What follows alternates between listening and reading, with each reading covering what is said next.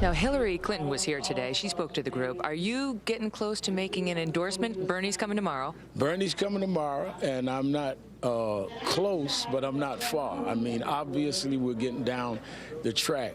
But I think that them coming shows that they understand that the black vote is going to be crucial, so they have to speak to all aspects of the black community.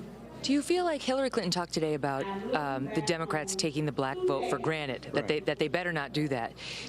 A, do you think they do that? And B, do you think the black vote is up for grabs in this election, in particular with Donald Trump running, who says he's going to win the black vote? Well, I think that the black vote cannot be taken for granted, and how we define not taking it for granted is the issue.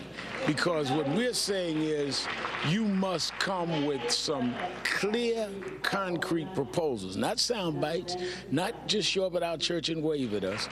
Lay out a plan. Hillary Clinton did that today. To do what?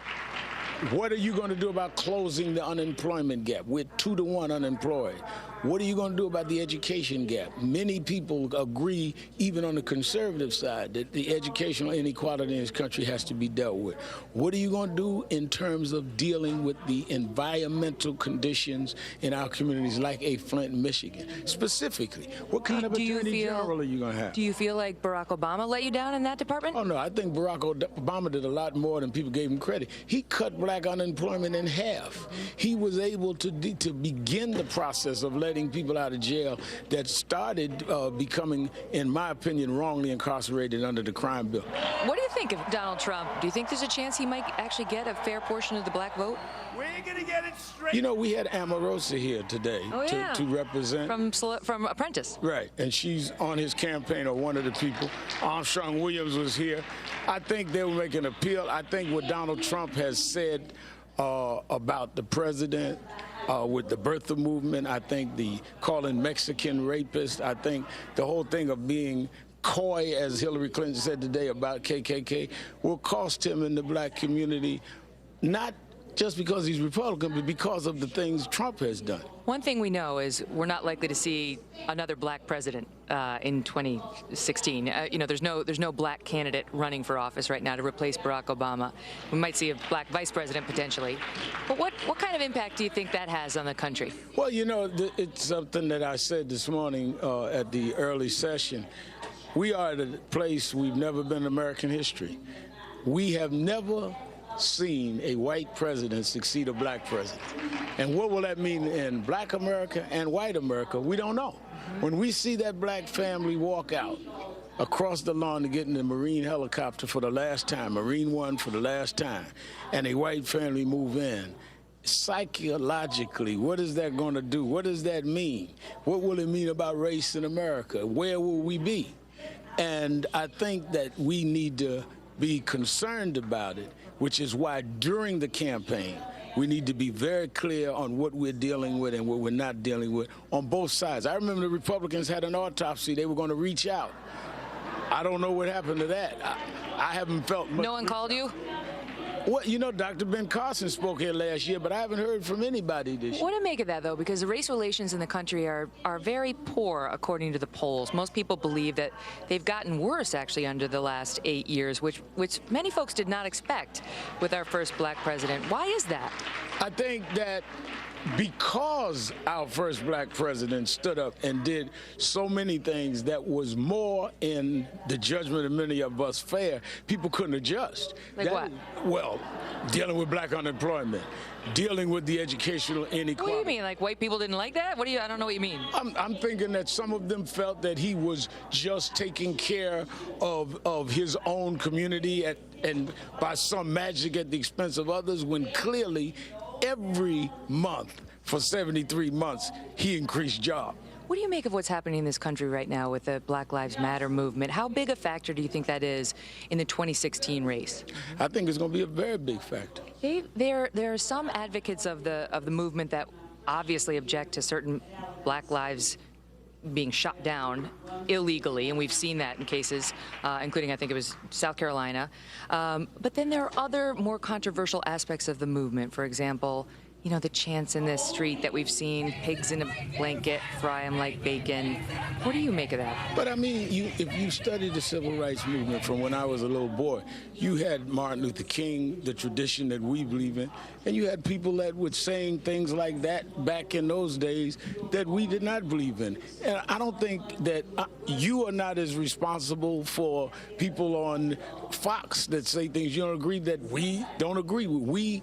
There was a time we used a lot of language. When I was younger, I'd use the N-word and call people the C-word, because I come up in the rap generation, that's where you talk. I never believed in violence.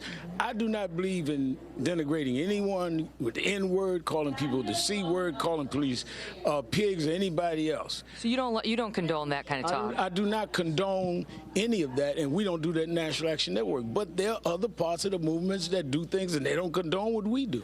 What about the Freddie Gray case? That's been controversial down in Baltimore. That's being prosecuted under Marilyn Mosby. And she got in a bit of trouble when she came out and said, we need justice for Freddie Gray. We need justice for Freddie Gray. And many attorneys said, or just justice, because if justice takes us to the exoneration of the police, then that's where this case should go. Do you think she misstepped there? She said we need justice for Freddie Gray because justice for Freddie Gray was the one that died. And justice could be whatever that leads to be, whether it ends up with criminal convictions or not. Even an acquittal of the officers, that could be justice? If that is, in fact, if the officers deserve acquittal, if a jury finds them deserving acquittal, then that would be justice. But he's the only one dead. The one that you're looking for justice for was the one who was victimized. The victim here was clearly Freddie Gray. The question is whether what caused his death was criminal or not. Let me take you back to Ferguson, Missouri, and the case there against Officer Darren Wilson. He shot and killed Michael Brown. He said it was in self-defense, and you came out publicly and said it wasn't in self-defense, that there was no deadly threat to Officer Darren Wilson. The DOJ found that was not correct. They could find no evidence that he was not in fear of his life and exonerated him. Do you feel bad about what you said? No, don't the story the DOJ said. The DOJ said they did not find evidence to prosecute him on civil rights. They said there was no reason to disbelieve, no evidence to disbelieve his story. He was in fear of his life. They said that he was not in violation of civil rights and that they found no evidence that he was in fear or that he was not in fear. No, they said there was no evidence to disprove his statement that he was in fear of his life. So we're stopping here for a moment because this is a key point, and one a lot of people missed or glossed over in the hot debate after a grand jury decided not to indict Officer Darren Wilson after the DOJ came out and said they didn't have the case against him. The report from the Department of Justice specifically says the following. On page 11, quote, "The evidence does not support finding that Wilson was unreasonable in his fear that Michael Brown would once again attempt to harm him and gain control of his gun." And again on page 12, quote, "There is no reliable evidence to disprove Officer Wilson's belief that he feared for his safety." That's from the Department of Justice. Let's pick it up again with Reverend Al.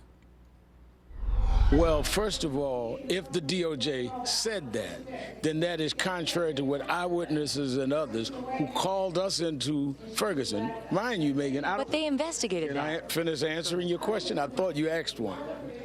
When we talked to the witnesses and put them on my television show, they told us what they saw.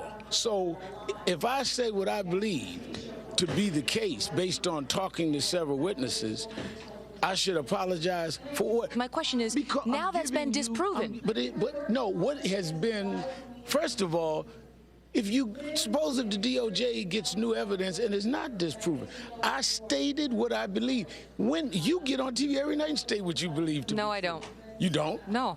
Well, I do. I state what I know, because you're an opinion guy. I'm a journalist. Well, I'm an opinion. You just answered your own question. I'm an opinion guy. Okay, but when your opinion is proven to be wrong by the Department of Justice, Barack Obama's Department of Justice, and a man's life is ruined. I mean, Darren Wilson has no job. He has no life. He hasn't been rehired.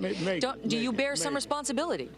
If you and I talk to the same witnesses and the DOJ talk to the same witnesses and they don't believe them and you and I do, it doesn't make us wrong, it means. But you don't talk to all the witnesses. The DOJ does. They get people in there, and it can be a crime to lie to an FBI agent. It's not a crime to lie to Reverend Al. Megyn, calm down. Now watch it with calm down. What? There's something wrong with. Ask Bill O'Reilly about that. I had to lecture him on that one himself. Go by what you said. If I talk to witnesses and I believe them, DOJ may talk to more witnesses. But then you can't come and ask me to apologize for believing something that I was not privy to. Okay, so that you're just going back to the moment. But anyway, I'm talking about after the fact. But after the fact, the moment I when said the DOJ comes back to you and says you're wrong, why don't you apologize at that point? Apologize for believing it? For what you said, for telling the world that there was no deadly threat when there was. But I said what I believe. Did you correct the record? Did I correct what record? Did you go on your television program and report to the world what the DOJ had actually found? I reported what the DOJ said. About the death of Michael Brown. I don't know that I stated the line you want, but you didn't see me out there protesting afterward, did you? Did you? I think that's a good place to wrap.